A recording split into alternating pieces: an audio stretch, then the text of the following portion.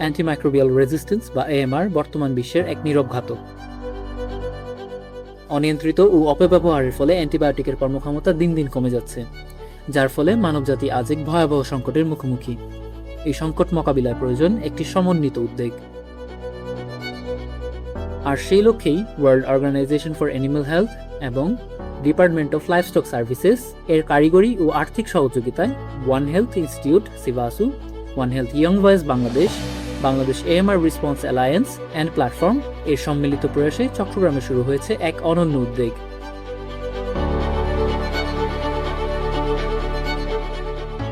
AMR Awareness for Schools, Educate, Engage and Act for a Healthier Future শিরোনামের awareness campaign.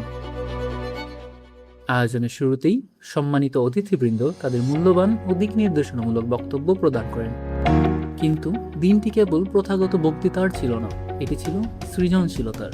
নিজের নামের প্রথম অক্ষর দিয়ে একটি প্রাণী আঁকা এবং সেই প্রাণীর সাথে নিজের চারিত্রিক মিল অমিল খুঁজে বের করার মাধ্যমে সকলের সাথে পরিচিত হওয়ার এই আনন্দঘন মুহূর্তটি আমাদের ওয়ান হেলথ বা এক স্বাস্থ্য ধারণার সাথে আরো গভীরভাবে মিশিয়ে দেয়।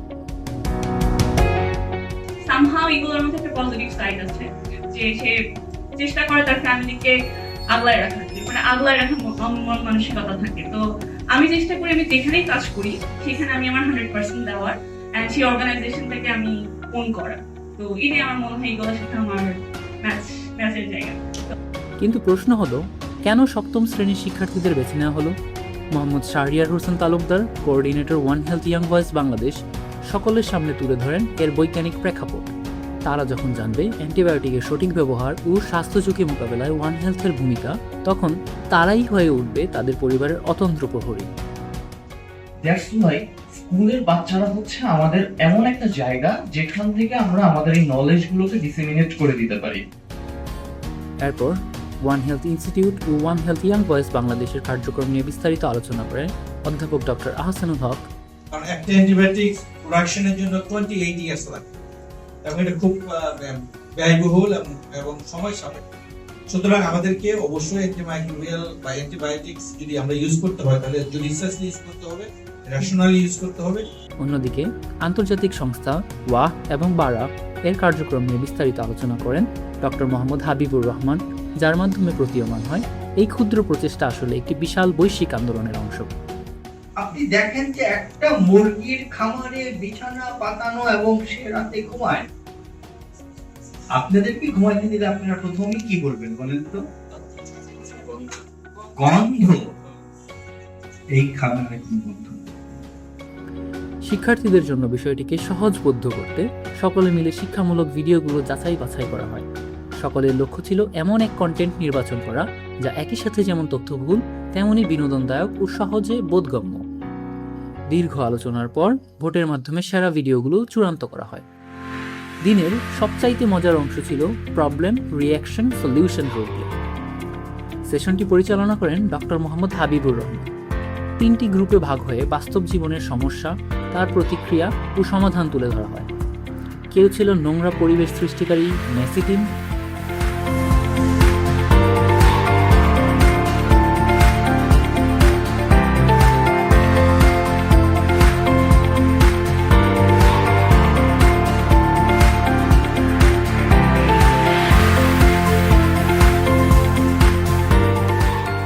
কেউ তার প্রভাবে অসুস্থ হওয়া সাধারণ মানুষ,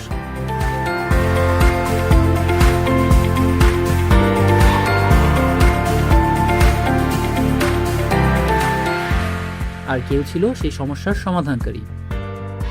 এই অনুশীলনের মাধ্যমে হাতে কলমে অসুস্থতার কারণ চিহ্নিত করা হয় এবং একই সাথে কিভাবে সমন্বিত প্রচেষ্টায় রোগ প্রতিরোধে ভূমিকা রাখে তাও প্রতীয়মান হয়। এরপর হচ্ছে টিফিন টাইমে ময়লা ফেলা আর একজন আরেকজনের সাথে বোতল ছুঁড়ে মারামারি করা, এটা ছেলেদের ক্ষেত্রে কমন। স্বাস্থ্য সচেতনতার অংশ হিসেবে দুপুরের খাবারের আগে সবাই নিয়ম মেনে হাত ধুয়ে নেয়। বিরতির পর শুরু হয় আসল কর্মযজ্ঞ। ভিডিওগুলো থেকে কি কি বার্তা শিক্ষার্থীরা পাবে এবং কিভাবে তাদের মেধা মূল্যায়ন করা হবে তা নিয়ে বিস্তারিত মডিউল তৈরি হয়। কুইজ থেকে শুরু করে লিডারশিপ স্কিল সবকিছুই এই মূল্যায়নের অন্তর্ভুক্ত। সবশেষে বাংলাদেশ এএমআর এর বর্তমান পরিস্থিতি বা গ্রাউন্ড ট্রুথ সম্পর্কে আলোচনা করেন ডক্টর মোহাম্মদ রিদওয়ান পাশা, যা থেকে উপলব্ধ হয় যে আমাদের চারপাশে এই নীরব মহামারী রুখতে এখনই কাজ শুরু করা কতটা জরুরি। প্রথমটা হচ্ছে ওভার প্রেসক্রাইবিং অফ অ্যান্টিবায়োটিক্স। ওই যে বলেছে বাচ্চা অসুস্থ, মা বলছে অ্যান্টিবায়োটিক দাও, বাবা বলছে অ্যান্টিবায়োটিক দাও। 2 number, patients not finishing their treatment. 2 দিন হয়েছে, ভালো লাগছে, 3য় দিন আর আল্লাহ হাফেজ, ভুলে গেছে। এখন কিন্তু 2 দিনই তো অ্যালার্ম দিয়ে খাইছে, 3য় দিনে এসে আর কোনো খোঁজ নাই। এছাড়াও তিনি প্রতিযোগিতার মূল্যায়ন পদ্ধতি নিয়ে আলোচনার মাধ্যমে একটি মূল্যায়ন পদ্ধতি নির্দিষ্ট করেন। সর্বশেষ আয়োজনের মধ্যমণি ইস্পাহানি গ্রুপের চট্টগ্রামের বিভিন্ন স্কুলের সম্মানিত শিক্ষক প্রতিনিধিবৃন্দ AMR প্রতিরোধে তাদের দৃঢ় প্রত্যয় ব্যক্ত করেন এবং সেই সাথে সমন্বিত ওয়ান হেলথ প্রয়াসের মাধ্যমে এই আন্দোলনের লক্ষ্যসমূহ পূরণে একাত্মতা প্রকাশ করেন। এরই মধ্যে দিয়ে একটি সার্থক ও ফলপ্রসূ কর্মশালার সমাপ্তি ঘটে। তবে এটি কেবল শুরু। আমরা প্রস্তুত হচ্ছি 5টি স্কুলের শিক্ষার্থীদের কাছে পৌঁছাতে, যারা ভবিষ্যতে হবে একজন AMR অ্যাওয়ারনেস অ্যাম্বাসিডর। আমাদের স্বপ্ন একটি সুস্থ ভবিষ্যৎ, যেখানে ওষুধ হারাবে না তার কার্যকারিতা, আর প্রকৃতি ও মানুষ থাকবে নিরাপদ।